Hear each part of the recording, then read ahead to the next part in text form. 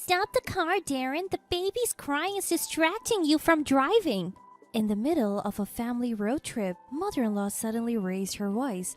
At the sound of her yelling, our 6-month-old daughter, Cindy, started to cry even louder. Darren, we can't just stop here. We're on the highway. Although Darren had pulled over onto a wide shoulder, cars were zooming by on the main road.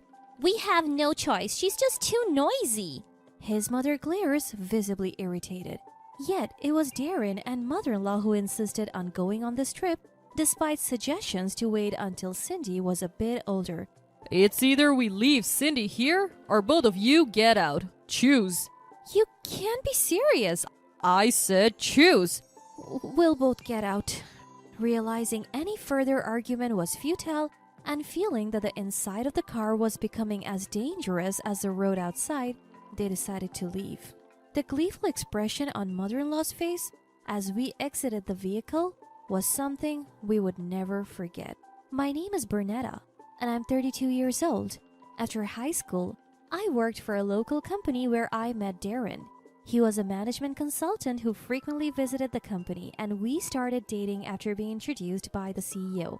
There was something I had to tell him. I lost my parents early and was raised in a facility until I graduated from high school. We were both over 30 and considering marriage.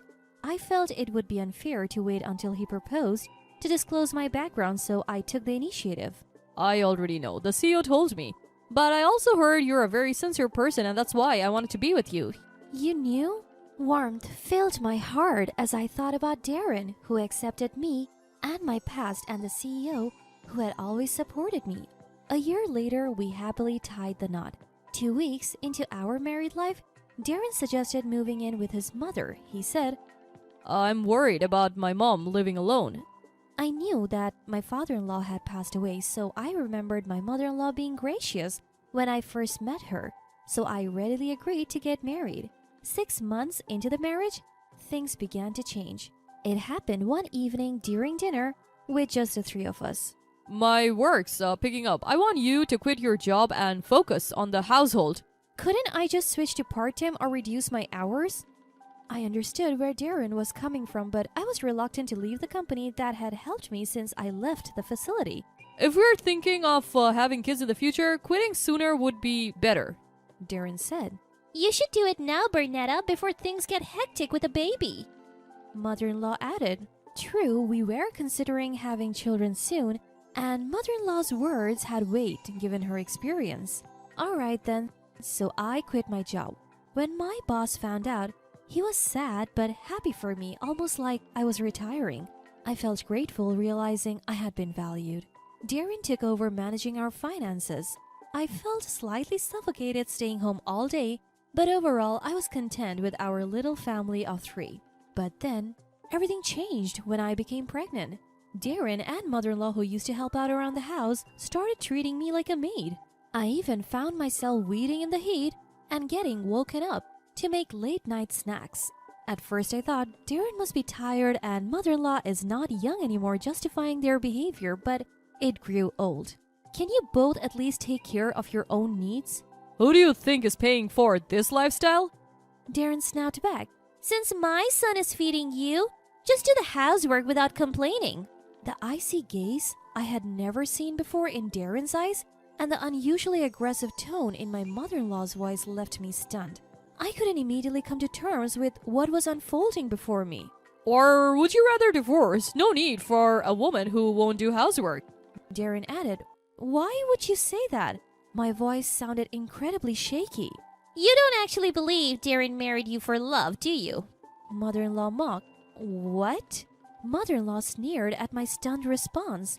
We just needed a maid who would look after us. No one would willingly marry a fool like you. We have been kind to prevent you from running away, but now that you're pregnant, that's not a concern. We'll be making full use of you from now on. Darren said. I was biting my lip without realizing it. I felt pathetic, realizing neither Darren nor mother-in-law considered me family. It worked out this time, mother-in-law gloated. What do you mean? Darren was married before. His ex-wife went back to her parents because we overworked her.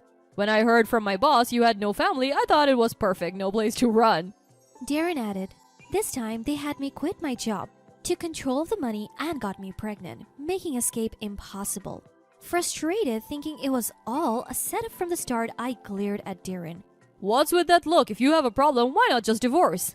The divorce papers Darren thrust in front of me already had his signature on them.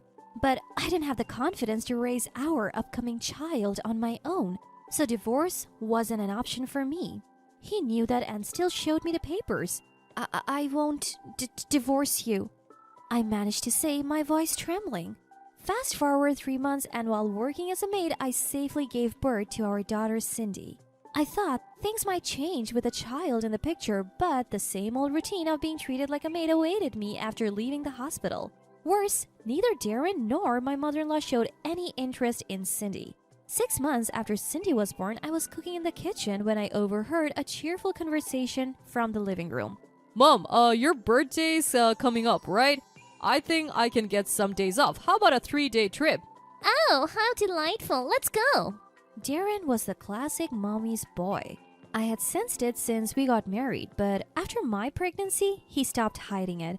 Despite giving me the bare minimum for living expenses, he showered his mother with spending money. She was living it up, lunches, shopping, you name it. It seemed like he was planning to fund this trip from our household budget too. Bernetta, handle the booking and packing, will you? Caught off guard, I was shocked. Me? An overnight trip isn't possible with Cindy yet. What are you talking about? Who's going to look after us if you're not there? Yeah, it's my birthday. You should celebrate with me. I wanted to argue against their absurd reasoning, but looking at them shouting, I knew it was futile. I reluctantly agreed to go on the trip. So there I was, on the first day of our vacation, having taken care of all the arrangements. We were headed to the hotel with Darren driving. I looked up the hotel you booked online. It's highly rated. Seems pretty upscale. Good job getting us a reservation. Even a woman like you can be useful sometimes. I returned their cheerful smiles ambiguously. Their words irritated me, but it was better than them being in a bad mood. I was hoping the trip would end without further issues, but it wasn't to be so easy. On the highway, Cindy began to cry. Feeling the tension rising in Darren and mother-in-law, I tried to soothe my daughter as quickly as possible. But the unfamiliarity of the trip seemed to make it impossible for her to stop crying. Shut her up already! I'm sorry. You wouldn't think I was apologizing for our own daughter, but it's all I could do. Then out of the blue, Darren pulls over onto the shoulder of the highway. Either leave Cindy here, or both of you get out. Choose. What?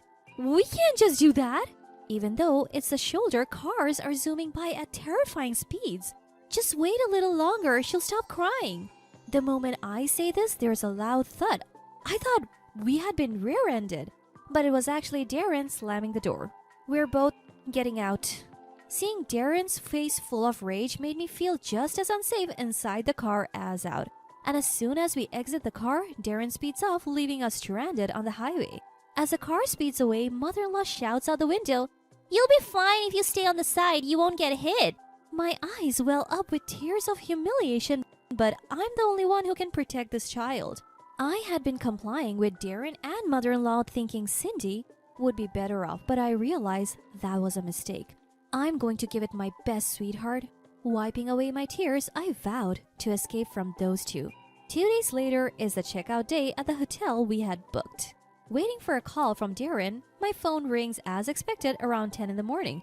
Hey, they're saying the stay costs $10,000 without the baby. What's going on? Get over here now. The price is totally different from what we reserved. I can hear mother-in-law ranting in the background. I can't help but grin because things are going just as I had predicted. The hotel owner is an acquaintance of a former boss. The reduced rate was a courtesy because of Cindy. What? What are you saying? When they had asked me to book the hotel, I had called a place where I had a connection, and the hotel owner, thrilled to hear about my daughter, offered us a discounted rate as a celebration. So the normal rate applies if Cindy isn't there. Besides, it seems like you two lived it up at the hotel, didn't you? That's why it's $10,000. Darren and mother-in-law had been sending pictures of lavish meals and rented pools during their stay, clearly to taunt me. Why didn't you mention this crucial detail before? I didn't think you would dump us on the highway. What's with that tone, huh? You think this is a joke? I'm just stating the facts. Listen, don't get cocky just because we're on the phone. Who do you think is taking care of you when you have no money, no job, and no education? Exactly. You can't escape us, so you better come home now. If you don't, we're going to drag you back here. I used to crumble under their intensity, but this time was different. Well, even if I return home, I won't be there. What? What are you talking about? Actually, after being left stranded on the highway, I reached out to my former boss since I had no one else to turn to.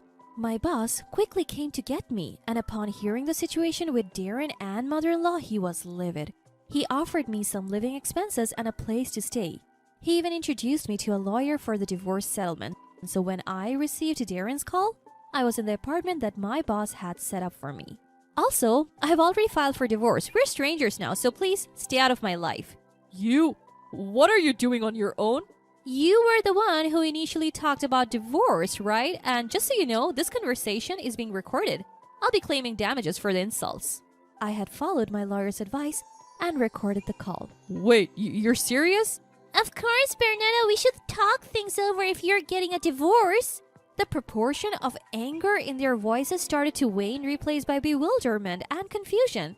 Then I handed my mobile phone to the man who had been listening to the conversation beside me. Darren, you've really outdone yourself this time. Is that you, boss? I have always had a soft spot for Bernetta since you work for us. I introduced you because you seem competent, but your character seems to be lacking. Darren seemed to sense something from my boss's heavy sigh and began to panic. Wait, hold on. We are terminating your consulting contract with us.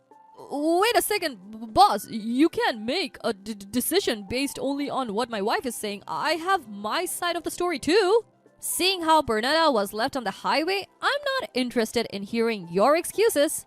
Normally, Darren could talk his way out of anything, but it seemed even he knew he couldn't justify leaving us behind on the highway. So he just fell silent. I've already told the hotel owner to charge you the standard rates. Don't think you can get a discount now. If Bernetta wants to go for a cheaper rate, I can put in a word for her. I took the phone back from my boss. Bernetta, please, I promise to change. I'll even help around the house. Just forgive me this one time. Bernetta, I'm begging you too. While it's true that there were some good memories with you as my family, Actually, I cut off Darren's hopeful tone and continued. But the bad overwhelmingly outweighs the good, and considering Cindy, I can't live with you. I don't even want to see your faces or hear your voices. All future communications will be through my lawyer. Ignoring their lingering cries on the other end, I hung up. Bernetta, you did well. Yes, but it feels so liberating. Seeing the CEO's warm smile, I felt like I had cracked my most genuine smile in a long time. After that, word spread about how Darren left me stranded on the highway after being cut off by CEO Leslie at his workplace, and he ended up on disciplinary leave. Even when he returned to work, the atmosphere was harsh, and he eventually quit. With no savings due to his mother's lavish spending, he had a hard time finding a new job. In the end, they both resorted to living in a terrible environment while working part-time. As for me, thanks to the CEO's intervention, I was able to return to my previous job as a full-time employee. Concerned about Cindy, I spoke to human resources and found out a daycare had been set up in the company. I'm the first one using it for my daughter. I plan to give it my all as a working mom from now on.